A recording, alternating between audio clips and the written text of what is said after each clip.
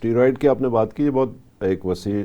Subject ہے، موضوع ہے، جی لیکن جو آپ نے اسپیسیفکلی بات کی کھلاڑیوں کی، جی جی تو کھلاڑی جو ہیں اسٹیرائڈ بھی ایک ہارمونز ہیں بیسیکلی، اور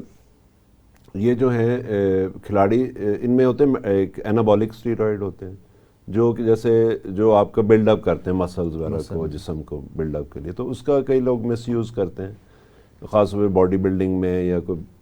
جلدی آپ اپنے مسل بنانا چاہتے ہیں تو وہ اینابولک اسٹیرائڈز استعمال کرتے ہیں، جو کہ اچھی بات نہیں ہے،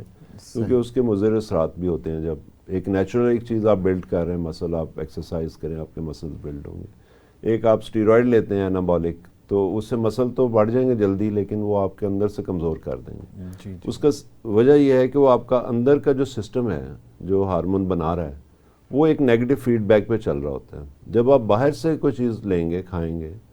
تو وہ ڈسٹرب ہوگا، وہ جب ڈسٹرب ہوگا اپنی پروڈکشن آپ کے جسم کی کم ہو جائے گی۔ ایسا ہی ہے جیسے آپ جب امپورٹ بہت زیادہ ملک میں کرتے ہیں چیزیں، اور باہر سے آپ کو آسانی سے سستی چیزیں مل جاتی ہیں، تو پھر آپ کے ملک کی انڈسٹری تباہ ہو جاتی ہے، جو ہم نے دیکھا بہت، ٹھیک ہے نا، آپ باہر سے چیزیں منگوا رہے ہیں تو ہمارے کارخانے بند ہو گئے۔ ایسے ہی جسم میں ہے کہ جب آپ باہر سے اسٹیرائڈ کھانا شروع کر دیں گے تو آپ کا جو جسم ہے، وہ جو سسٹم ہے، وہ ریکگنائز کرے گا کہ آپ کے جسم میں تو ہارمون بہت زیادہ ہے، وہ بنانا بند کر دے گا، اور جب کنٹینیوسلی اس کا یوز ہوگا اور تو وہ فیکٹری ہی بند ہو جائے گی، پھر اس کو وہ چلی جائے گی اس میں سبمیشن میں، یا جو بھی کہہ لیں اس کو، وہ تو ختم ہو جائے گی وہ۔ اور جب آپ چھوڑیں گے جی جی اسٹیرائڈس تو وہ آپ کھڑے بھی نہیں ہو پائیں گے، آپ بے ہوش۔ تو کئی لوگوں میں اگر آپ دیکھیں تو جو ایڈرینل کرائسس ہے، اور اچھا پھر عطائی بہت یوز کرتے ہیں اسٹیرائڈس، جی جی کیونکہ وہ بڑا ان کا فائدہ یہ ہے کہ آپ کسی کو دے دیں، کسی کا زکام ہے، الرجی ہے، کسی کے جوڑوں میں درد ہے، کسی کو کوئی بھی انفلیمیشن ہے کہیں پہ، تو اسٹیرائڈز آر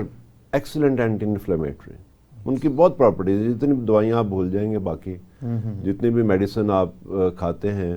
اینٹی انفلیمیٹری، جی جی آئیبوبروفین ہے، ڈائکلوفیناک ہے، یا نیپروکسن، کوئی بھی آپ اسٹیرائڈ دیں،